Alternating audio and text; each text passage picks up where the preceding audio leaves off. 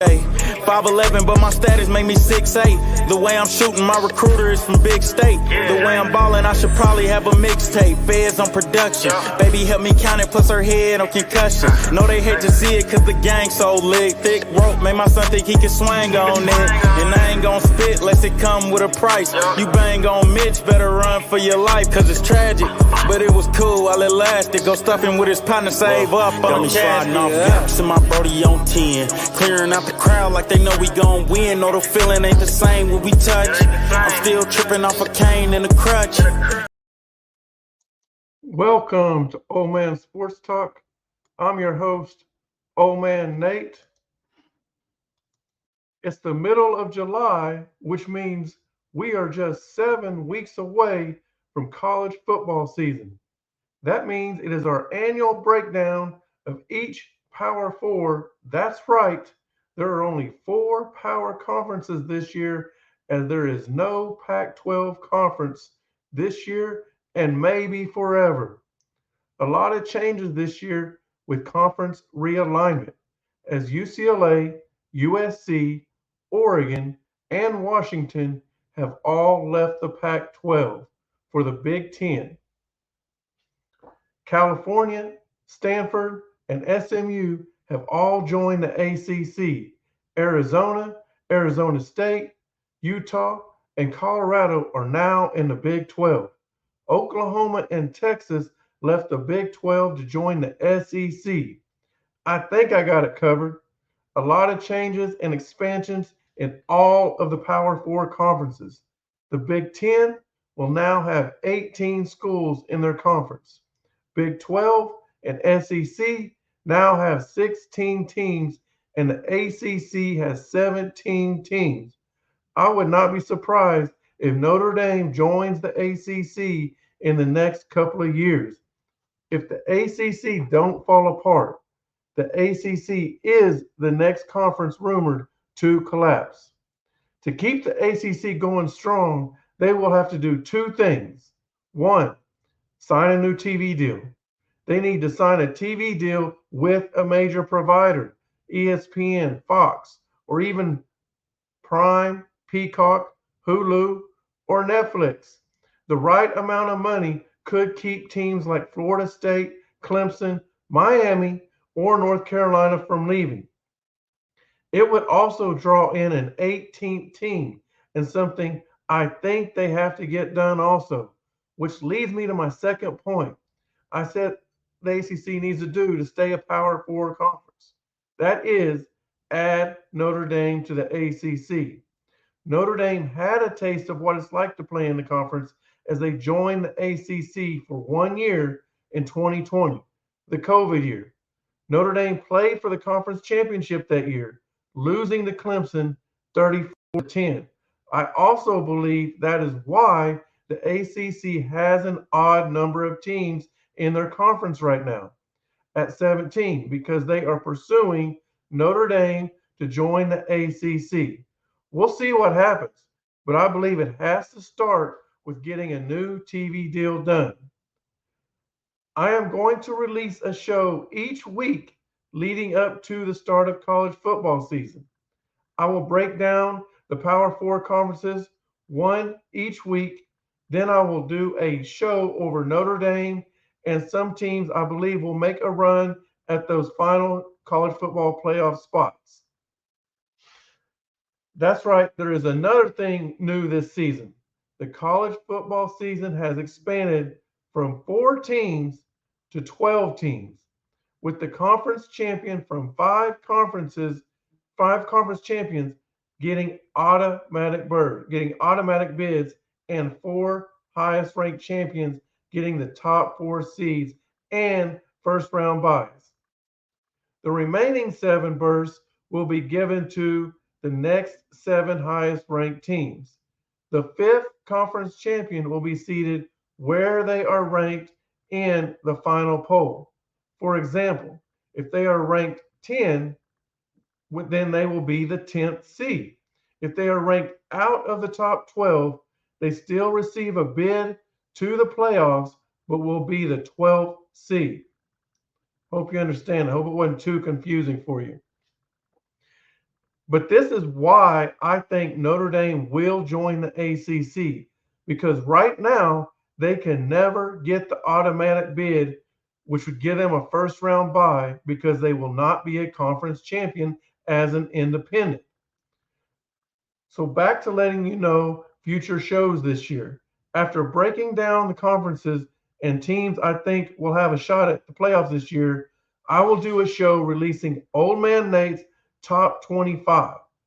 Then I will do a projection show of the 12 teams I believe will make the playoffs this year and go through the bracket who will win each game, including winning the national championship this year. By then, the season will have started or will be here, and each week during the season, Old Man Nate will release a show each week talking about the results from the previous games each on the weekend, and talk about big games happening the upcoming weekend, and release his new top 25. So I will do that every week. I hope you guys are ready for college football season because I know I am. So let's start off by talking about the ACC and breaking down each team and who will play in the ACC championship game and be this year's champion. Let's start with Boston College. Boston College returns 9 players on offense, including their dual threat quarterback, Thomas Castellanos, who threw for 2,248 yards, 15 touchdowns, but he did have 14 interceptions. He also ran, though, for another 1,289 yards and 13 touchdowns. Unfortunately, though, they don't have much around him. For the Eagles to have any chance of winning, Castellanos is going to do a lot better of taking care of the ball. Boston College returns 8 guys on defense, including middle linebacker Cam Arnold, who had 66 tackles, 1 sack, 2 tackles for loss, and 5 QB hurries last season. The senior Arnold is going to have to turn those QB hurries into sacks to give the Eagles any chance of winning games this year. Boston College has a very difficult schedule for them, starting with opening the season on the road at defending ACC champion Florida State. 2 weeks later, they go on the road and play SEC opponent Missouri. Then the following week, they host Big Ten team Michigan State. They also have tough in-conference games on the road at Virginia Tech and SMU, and have tough home matchups against Louisville, Syracuse, North Carolina, and Pittsburgh. It's also worthy to mention that BC will have a new leader for them as Bill O'Brien is in his first year as head coach of the Eagles. His only previous experience as head coach was at Penn State 2012 to 13 and in the NFL at Houston from 2014 to 2020. I don't believe he has the players to turn this around in year one. This will be a long and painful year for the Eagles. I have them going 0-8 in conference, but getting 3 non-conference wins and going 3-9 overall. California leaves the Pac-12 and goes across the country to join the ACC. The Bears, coming off a 6-7 season from a year ago, returned 7 players on offense, including their leading rusher from last year, Jaden Ott. Jaden rushed for 1,315 yards and 12 touchdowns. They also returned signal caller Fernando Mendoza, who threw for 1,708 yards, 14 touchdowns, but he did have 10 interceptions. He is going to have to cut those interceptions in half this season to give the Bears any type of chance to win games this season. California returns 8 players on defense, including safety Craig Woodson, who is the leading returning tackler on the Bears with 81 tackles a year ago. He also had 3.5 tackles for loss, 4 pass breakups, and 1 interception. They also returned David Reese with 6.5 sacks and Xavier Carlton with 4.5 sacks last year. Defense is going to have to be consistent this year to give the Bears a chance at the ACC championship. Schedule is not in favor of the Bears as they have non-conference game at Auburn and conference games on the road at Florida State, Pittsburgh, Wake Forest, and SMU. If they split home games hosting Miami, North Carolina State, Syracuse, and Stanford, they very well could find themselves with a better record than last year. I don't think they will compete for the ACC championship this year, but I do think they will have a better record than last year. I have them going 4-4 in conference and 7-5 overall.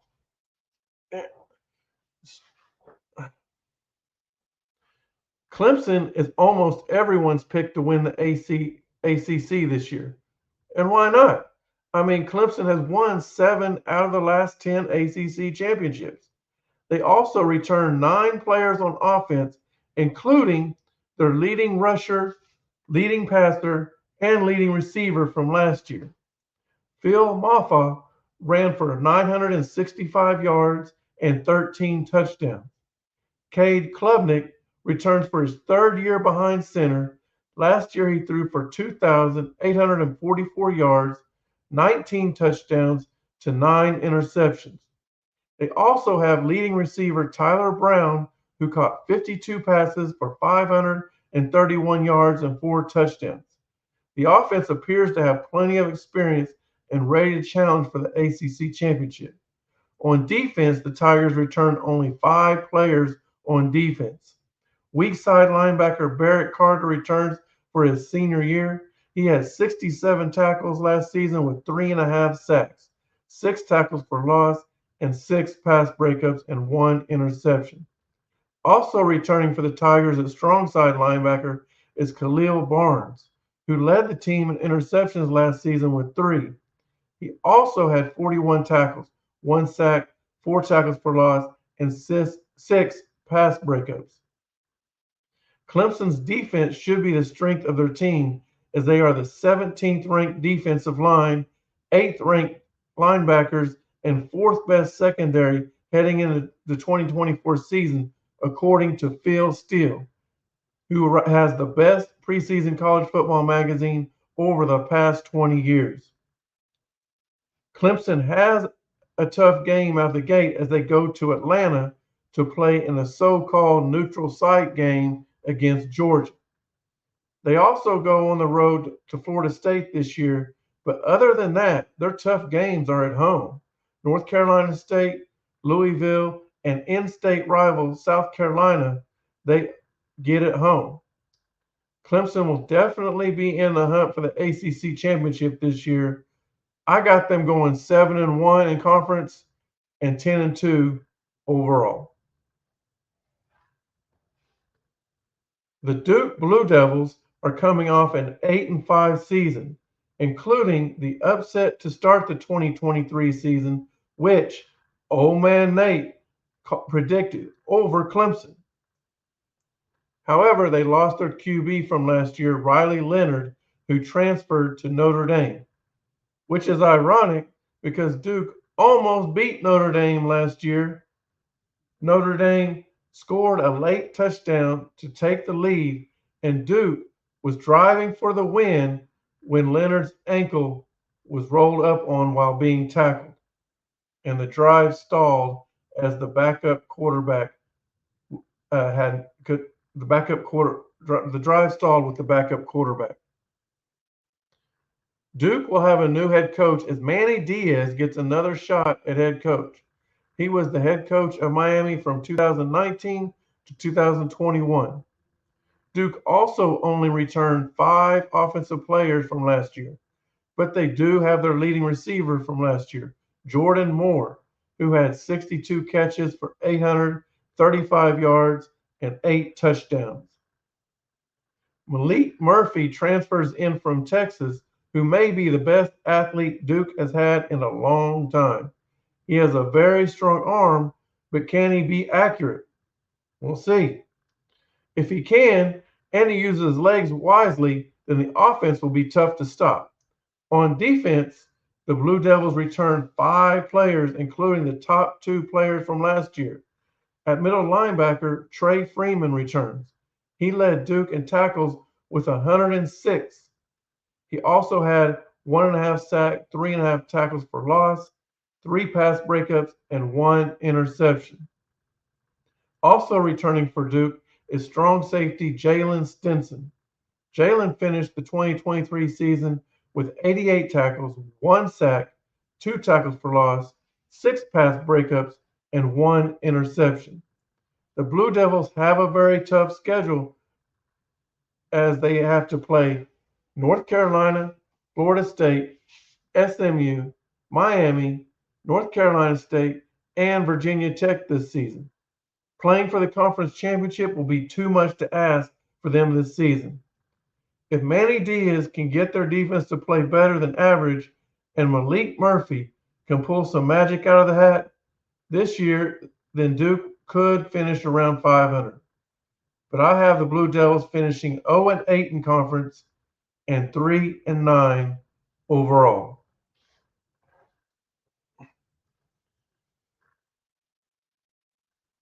Florida State, the defending ACC champion, will try to make it 2 in a row. They will have to do it with a new signal caller as DJ Ugalale comes back to the ACC after one spectacular year at Oregon State. DJ threw for 2,638 yards, 21 touchdowns, and 7 interceptions in leading Oregon State to an 8-5 record. Florida State only returns 5 offensive players. They lost their leading rusher, their QB, Jordan Travis, and their leading receiver. So, can the offense be as good as needed to win the ACC? I don't know. On defense, the Noles are only returning 5 players. They do have middle linebacker DJ Lundy returning, who had 54 tackles, 2 sacks, 4 tackles for loss, 4 pass breakups, and 1 interception in 2023. Also returning is junior Shaheem Brown at strong safety. He had 53 tackles for loss, he had 53 tackles last year, 2 sacks, 4 pass breakups, and 1 interception. The Seminoles have the 15th preseason ranked defensive line and the 7th ranked defensive backfield. The linebackers appear to be the weakness of the defense, but will need to step up if they are going to make a run at the ACC championship. The front part of the schedule is not that difficult, which should allow DJ to gel with the offense and the defense to gain trust in each other and get better before Florida State hits the backstretch and tough part of the schedule. Week 6, we will see how good Florida State is as they head to Dallas and take on ACC newcomer SMU. The following week, they get Clemson at home, and they will also travel to Miami and Notre Dame this season. They will also play North Carolina and SEC in-state rival Florida this year. It will be tough, but I got Florida State going 6-2 in conference and finishing 9-3 overall. Georgia Tech heads into the 2024 season returning 8 players on offense, including possibly the best dual threat QB in conference, Haynes King. In his sophomore year, King threw for 2,842 yards, 27 touchdowns, but he did have 16 interceptions. He also ran for 838 yards and 10 touchdowns. That is 37 touchdowns King accounted for in 2023, more than any quarterback that was in the ACC last year or that transferred into the ACC this year. He will have to get the interceptions down to give the Yellow Jackets a chance to compete in the ACC this year. The defense returns only 5 starters from last year's squad that went 7-6. They do return their top 2 defenders from last year and middle linebacker Kyle Efford. The sophomore led the team in tackles last year with 81 tackles, 1 sack, and 1 interception. Also returning for Georgia Tech is junior free safety Clayton Powell-Lee. He finished 2023 with 69 tackles, 2 pass breakups, and 1 interception. In order for the defense to be successful, they are going to have to find ways to put pressure on the quarterback and let their secondary make plays. I don't really see that happening this year, as their defensive front 7 are not ranked in Phil Steele's top 70 at either the defensive line or linebacker positions. For the 3rd year in a row, there is going to be a college football game in Dublin, Ireland in week 0 of the college football season. This year's matchup is between Georgia Tech and Florida State. Georgia Tech will also play at Louisville, North Carolina, Virginia Tech, and Georgia this season. They also have home games against Miami, North Carolina State, and a game in Atlanta, which is where Georgia Tech plays, but it's a neutral site game, probably at the Falcons Field against Notre Dame. They'll play Notre Dame in that game. Very difficult schedule, so King is going to have to play so well that he is in Heisman consideration for the Yellow Jackets to win games this year. I have Georgia Tech going 1-7 in conference and 3-9 overall. Louisville is coming off a year where they made it to the ACC championship game and went 10-4 overall.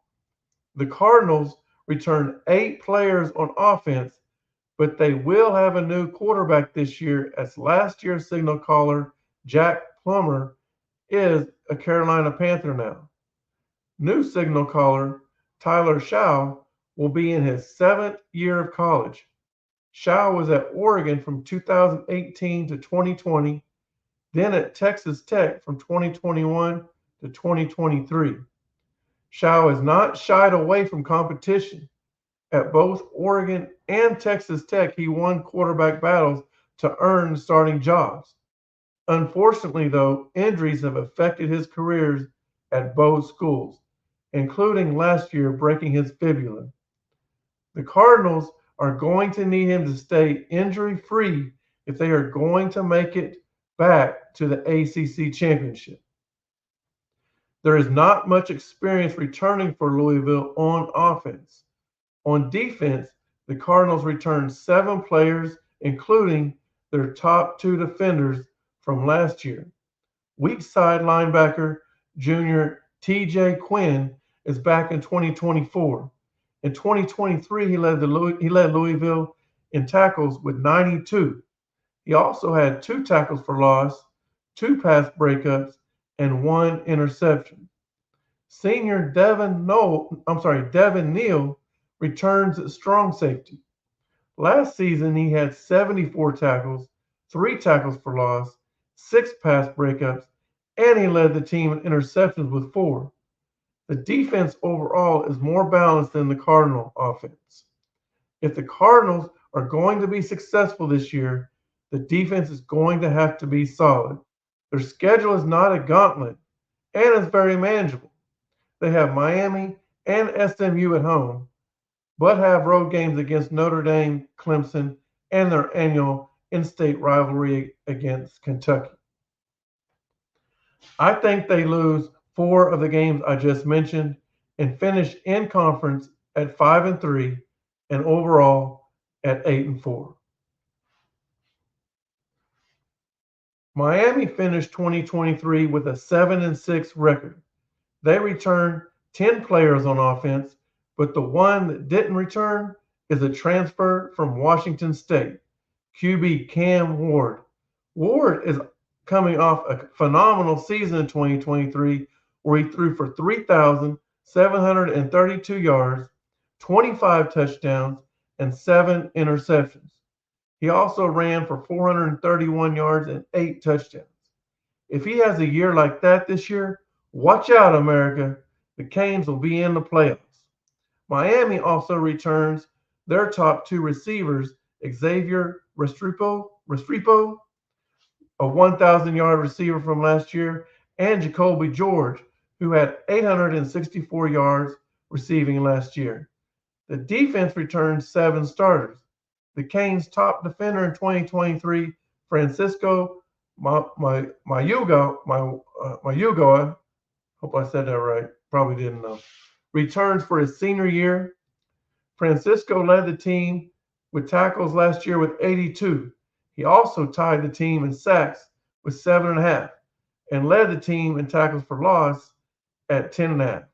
Miami has a very favorable schedule with Florida State at home and Louisville on the road, and week 1 opponent Florida on the road. I see no problems with the rest of their schedule. I have Miami going 8-0 in conference and 12-0 overall. North Carolina comes off an 8-5 season, but will be without their first-round draft pick quarterback Drake May. Taking his place is transfer Max Johnson. Johnson spent 2 seasons at LSU, then transferred to Texas A&M for 2 years. His best year was in his second year at LSU, where he threw for over 2,700 yards, 27 touchdowns, and only 6 interceptions. The Tar Heels returned 6 players on offense, including their leading rusher from last year, Omarion Hampton. The junior rushed for 1,500 yards and 15 touchdowns in 2023. They also returned 7 of their 8 top receivers from last season, including leading receiver J.J. Jones. Jones caught 46 passes for 711 yards and 3 touchdowns. The experience should help out Johnson if they can gel as a unit. The defense returned 7 starters from last year.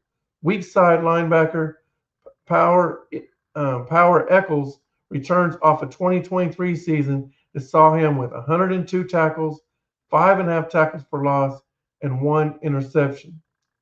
The defense is just average this year, and the strength of the Tar Heels will be the offense. A fairly easy schedule for North Carolina could get them in position for a playoff berth. They should not be challenged until November 2nd, where they will go on the road to Florida State. The only other game I see tough for North Carolina is to end the regular season against in-state and conference rival North Carolina State. Both of these games I have North Carolina losing. So I have the Tar Heels going 6-2 in conference and 10-2 overall.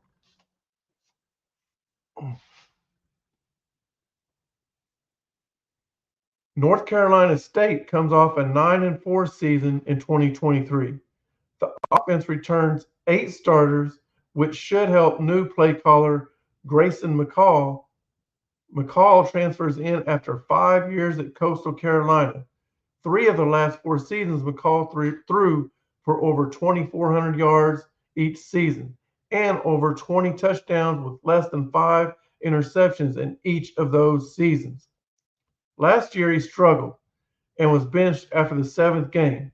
He only threw for 1,900 yards, 10 touchdowns, and 6 interceptions before being benched. A new place will hopefully give him another shot at the NFL and the Wolfpack a shot at the ACC Championship.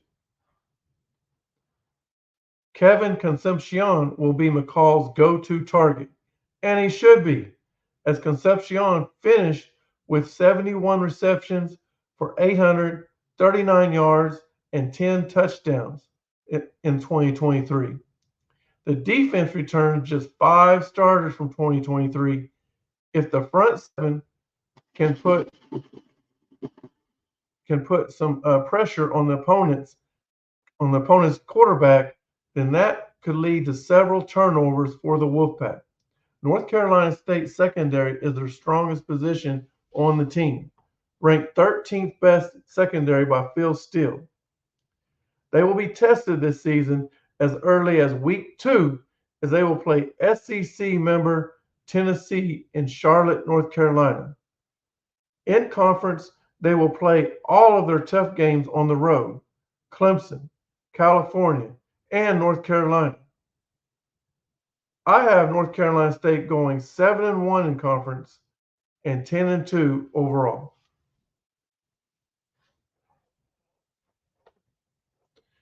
Pittsburgh is coming off a disappointing 3-9 season. However, they do have 9 players returning on offense. Despite that, though, their offense position rankings are low and should struggle to move the ball. Nobody returning from 2023 roster managed to gain 600 yards, whether it be through rushing, passing, or even receiving.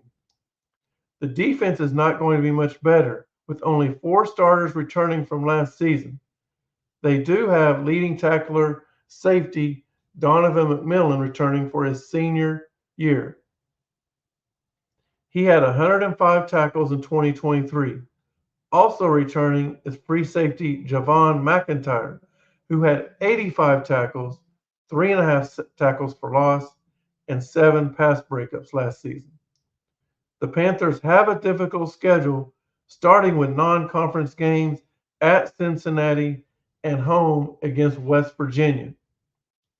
In conference, they go on the road to North Carolina, SMU, and Louisville.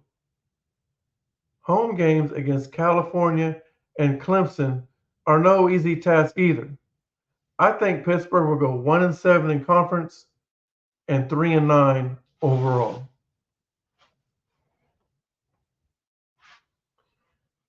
SMU joins the ACC, and most people think they will be an easy win since they're coming from the AAC, American Athletic Conference. But the Mustangs are coming off an 11-3 record from last year. The defending AAC champions' only losses in 2023 were at Oklahoma, at TCU, and the bowl game against Boston College. SMU returns 8 players on offense, including leading rusher, their leading passer, and their leading receiver from 2023.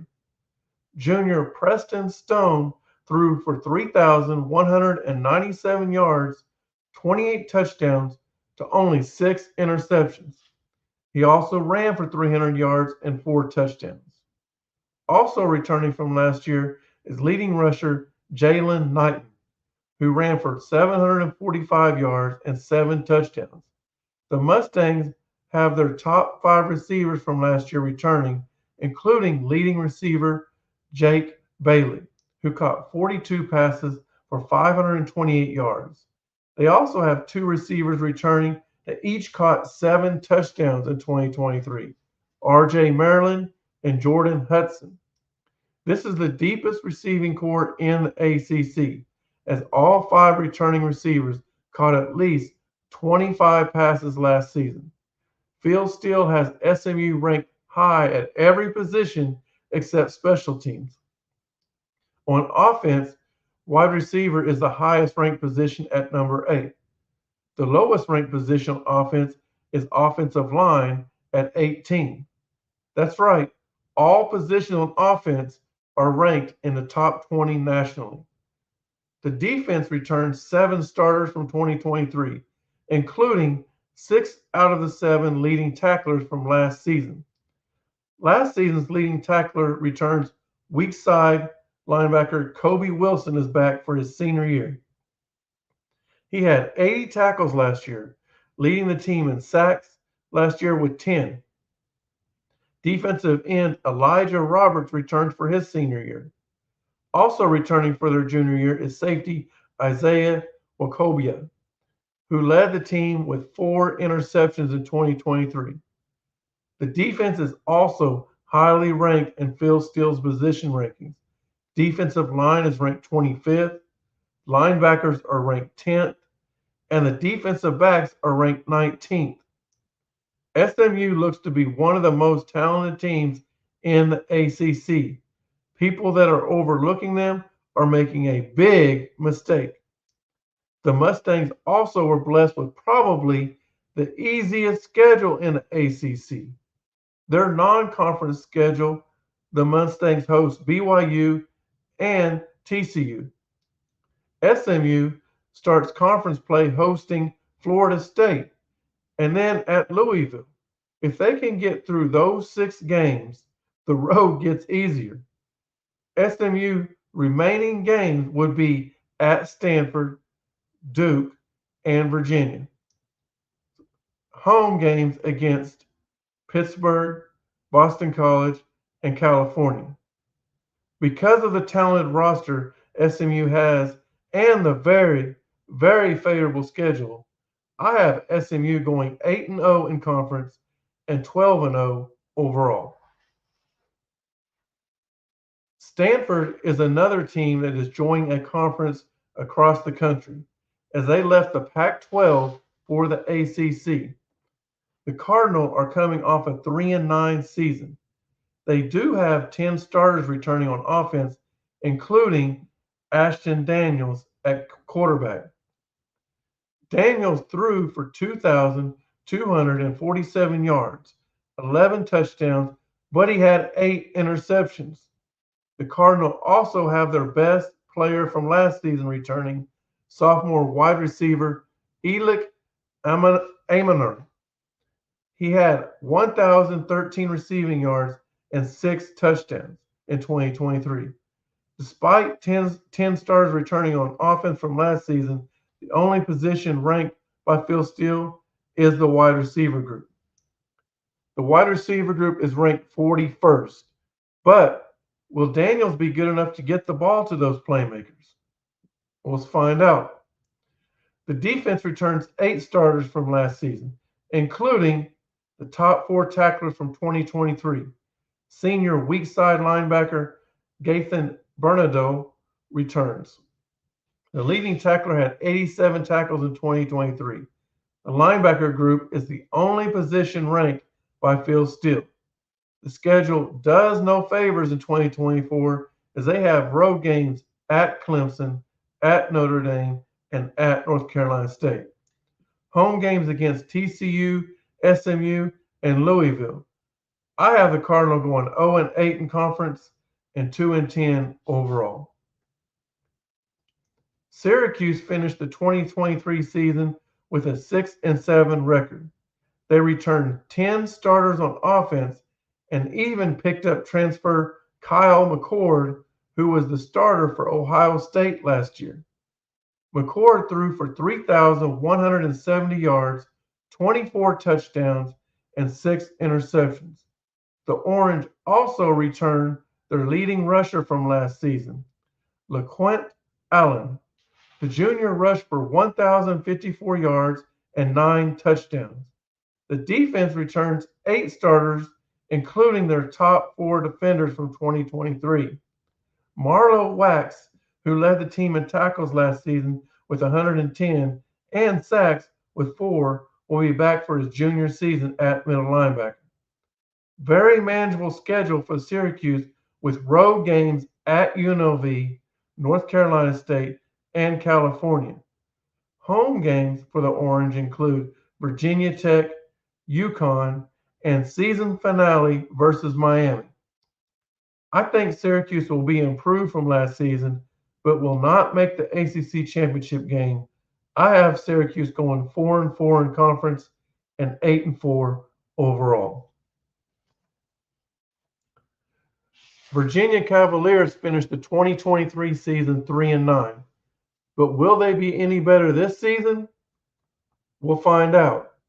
Virginia returns 8 players on offense, including quarterback Tony Muskett, who finished the 2023 season as the starter. The senior last season threw for 1,031 yards and 6 touchdowns, but he also threw 5 interceptions in 6 games. Muskett led the Cavaliers over number 10 North Carolina and lost in overtime to Miami, so he has performed well in big games. Virginia is going to need him to perform well this season and take care of the ball. On defense, the Cavs returned 8 starters, including their top 3 playmakers from 2023. Jonas Sanker returns at free safety. The senior led the team in tackles last season with 107. The schedule early on is set up to give the Cavs the opportunity to get more wins than last season. Then it gets more difficult, and wins will be hard to come by. Road games at Clemson, at Notre Dame, and at Virginia Tech, and home games against Louisville, North Carolina, and SMU will make it difficult for the Cavs to have a winning season this year. I have Virginia going 2-6 in conference and 4-8 overall. Virginia Tech is coming off a season that went 7-6 in 2023. The Hokies returned 11 starters on offense. That means their QB, Kyron Drones, returns for his junior year. He threw for 2,085 yards, 17 touchdowns, to only 3 interceptions. The dual threat QB quarterback also ran for over 1,000 yards and 5 touchdowns. They also returned their leading rusher, Bashal Tutin, who ran for 863 yards and 10 touchdowns. The Hokies' 2 leading receivers returned. Daquan Felton caught 38 passes for 667 yards and 8 touchdowns. Jalen Lane also returns off a year he brought in 41 catches for 538 yards and 6 touchdowns. The offense should be pretty solid, but the defense should be even better. The defense returns 10 starters, including the team's leading tackler from last year, weak side linebacker Kelly Lawson. Lawson had 80 tackles, 2.5 sacks, 4.5 tackles for loss last year. They also returned their leader in sacks in 2023, defensive end Antoine Powell Ryland. The senior had 9.5 sacks in 2023. In the secondary, Dorian Strong returns after a season when he led the team in interceptions with 3. Virginia Tech will start off the season at Vanderbilt and will also play Miami on the road. Tough home games against Clemson and, of course, in-state rival game Virginia. But other than that, it is a pretty easy schedule for the Hokies. I have Virginia Tech going 6-2 in conference and 10-2 overall. Wake Forest finished 2023 4-8 and will need to do better this season, or they could be looking for a new head coach. The Demon Deacons returned 8 players on offense and also picked up transfer Hank Bachmeier from stops at Louisiana Tech and Boise State. The 5th-year senior's best season was in 2021 at Boise State, where he threw for 3,079 yards, 20 touchdowns, and 8 interceptions.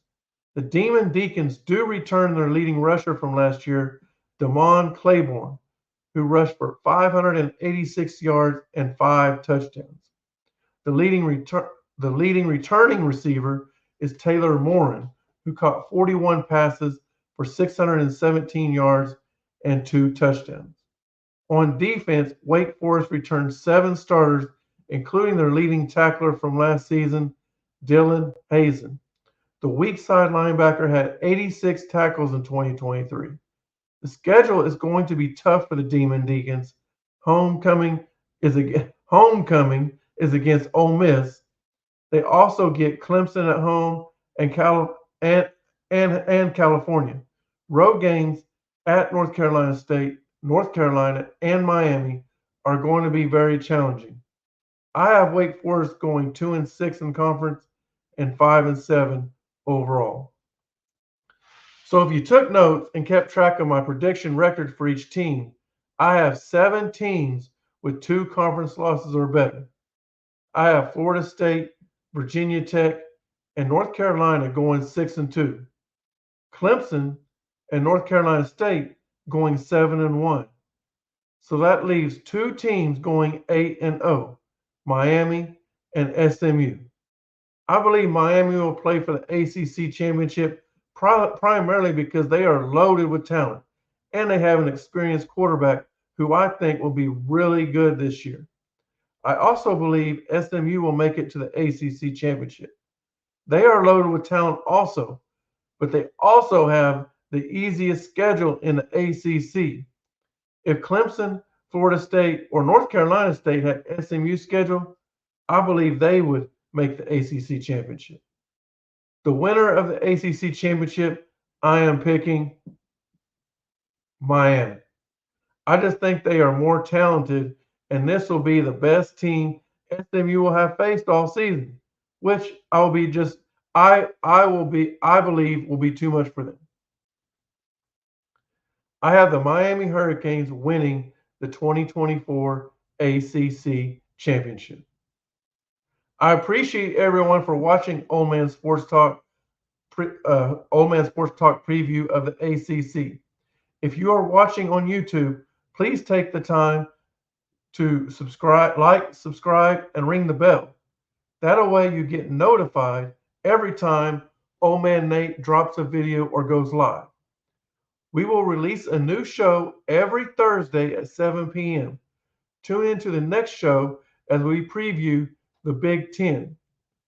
Thank you for watching. See you next time right here on Old Man Sports Talk.